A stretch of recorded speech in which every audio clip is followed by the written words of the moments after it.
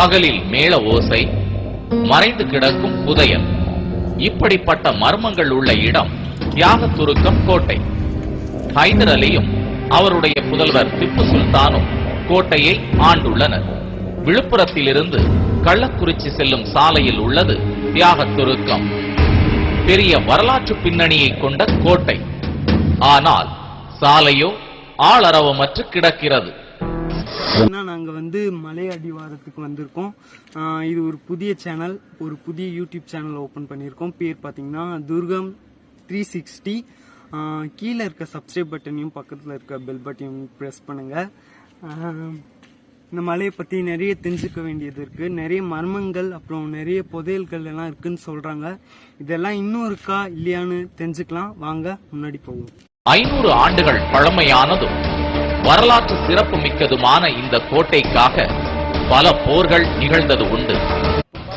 மலைக்கான 25% நம்ம மேல வந்துட்டோம். பின்னாடி பாத்தீங்கன்னா வியூ பாயிண்ட் தெரியுது. நீங்களே பார்த்துட்டு இருப்பீங்க. இந்த மாதிரி இந்த துர்கத்துக்கான வியூ பாயிண்ட் ஃபுல்லா மேல பார்க்கலாம். சரி வாங்க மேல போவோம்.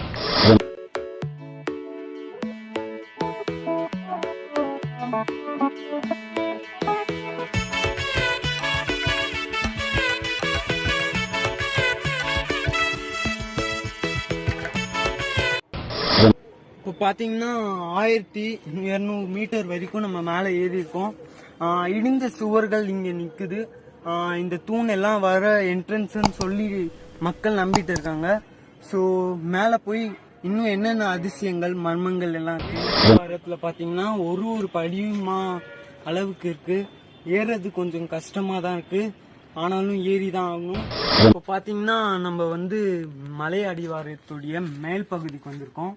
இந்த இடம் சுத்தி இயற்கை வளமாவே இருக்கு. கொஞ்சம் திருப்பி காட்டுங்க.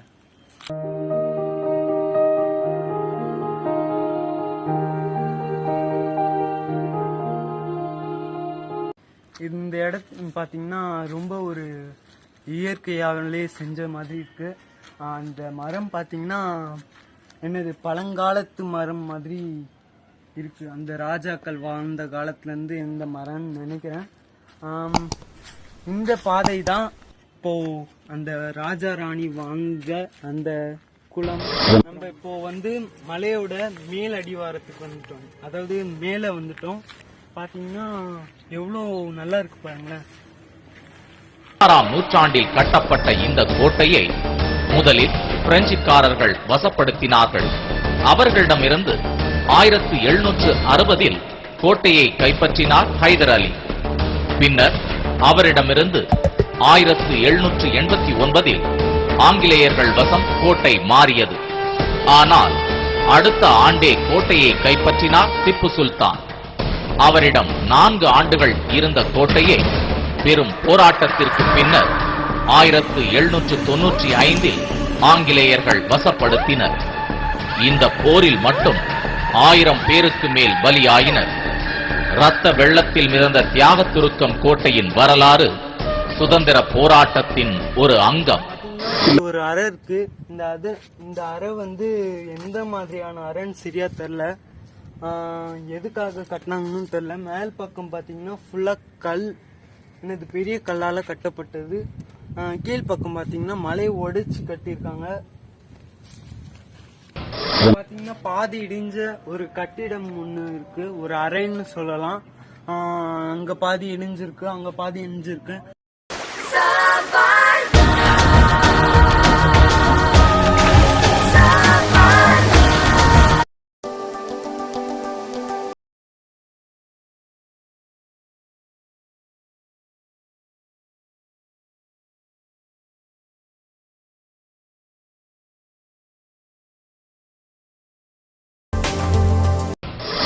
நடமாட்டத்தை தொலைத்துவிட்டு நிற்கிறது கோட்டை.